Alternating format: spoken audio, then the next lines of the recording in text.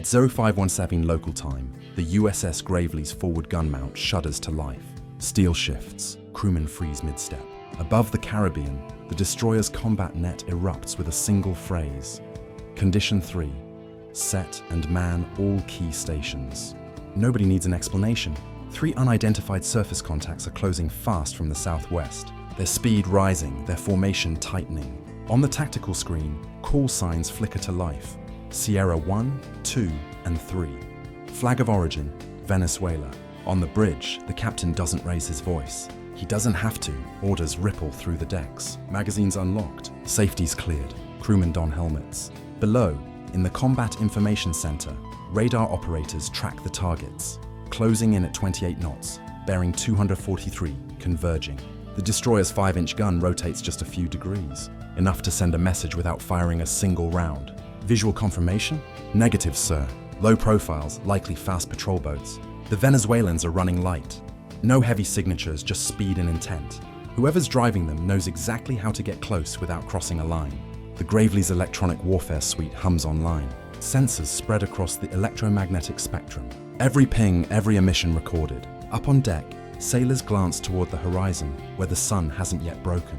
They don't see shapes, just motion, streaks on water. They've done this before, but not with Caracas this angry, and not this close to the edge of international waters. Because this time, the order isn't stand by, it's show presence. The operations officer leans over the surface tracking display. Contacts now inside 12 nautical miles and closing. Recommend we mark them hostile intent, pending identification, the captain replies. Bridge, maintain course. Weapons, stand ready, but hold fire. Down the main deck corridor, sailors slide into their stations. The 5-inch loaders check the shell feeds. CIWS crews power up the radar-guided gun's hydraulic drives. The phalanx turret spins, its distinct whine audible even through steel bulkheads. Every ship in the US fleet trains for this, a fast approach drill that usually ends in laughter. But drills don't come with national flags. Bridge, CIC, contacts accelerating to 29 knots. Understood. Mark CPA 4, 6 nautical miles. Plot interception vectors. The helmsman studies the destroyer's heading, keeping her within the boundary of international waters by less than 3 miles. Any deviation, and the lawyers start calling it provocation. On the bridge, binoculars sweep the horizon. Nothing yet, but the bearing is clear. The Venezuelan boats are driving straight for Gravely's beam, a move that says, "We see you, and we're not backing off." The captain taps the intercom. "Engineering, maintain full power on the turbines. We may need to maneuver. This is not a drill anymore." The USS Gravely isn't here by accident. For the past 2 months, US destroyers and Coast Guard cutters have been patrolling the southern Caribbean under Operation Sentinel South, a joint mission aimed at stopping drug smuggling routes tied to Venezuelan waters. On paper, it's maritime security. In practice, it's a message: Washington is watching. Just 4 days earlier, US Navy helicopters intercepted 2 speedboats suspected of trafficking weapons and narcotics toward Curacao. One was sunk after ignoring repeated warnings. Caracas called it an act of aggression. The Pentagon called it law enforcement at sea. Now Venezuela's Navy is pushing back, testing the line between defense and provocation.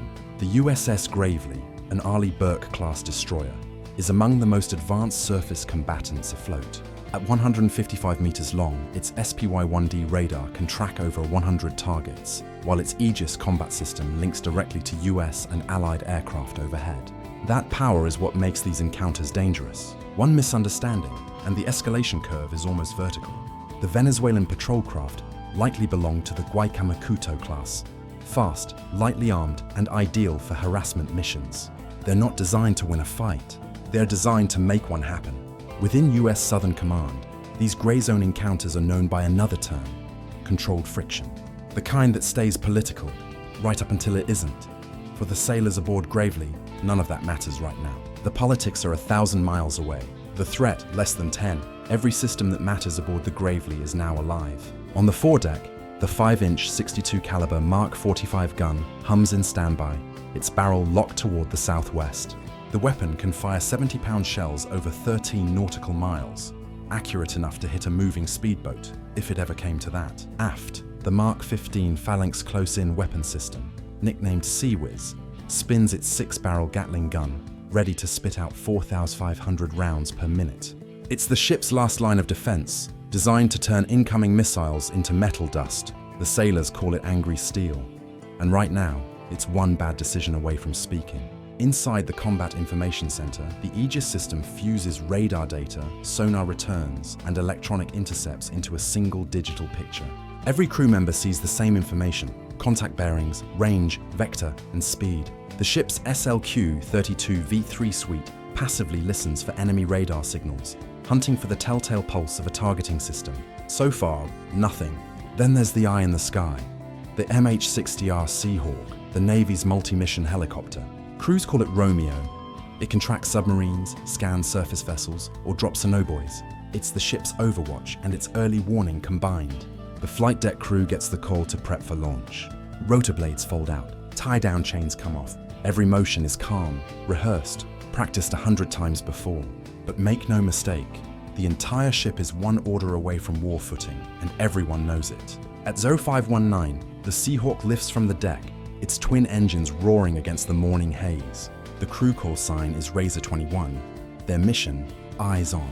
No weapons hot. As the helicopter banks south, its flyer pod locks onto the Venezuelan patrol boats. 3 of them, small, fast, running in a loose V formation. Their wakes slice across the sea like white scars. The engines push close to their limits. From altitude, the crew can now make out every detail. The national flag, the sensor mast, even the silhouettes of sailors moving on deck. The lead vessel carries a long cylindrical structure just behind its bridge, likely a navigation radar or optical sensor. No visible deck-mounted guns, but that doesn't mean it's unarmed. Razor 21 to Gravely, visual confirmation on 3 hulls. Formation steady, speed 28 knots. Copy that 2-1. Maintain observation. The Seahawk's MX-20 turret shifts into thermal imaging. Inside the cabin, the sensor operator tracks bright human figures glowing against the cool background.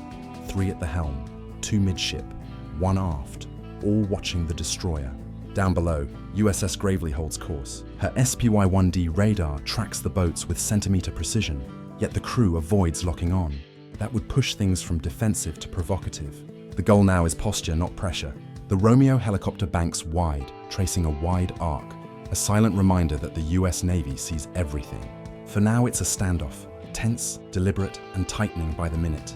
By 0522, the distance is closed to just 5 nautical miles. That's close enough for the Venezuelan crews to read the destroyer's hull number, white paint over grey steel, and close enough for every sailor aboard Gravely to feel the tension creeping up their spine.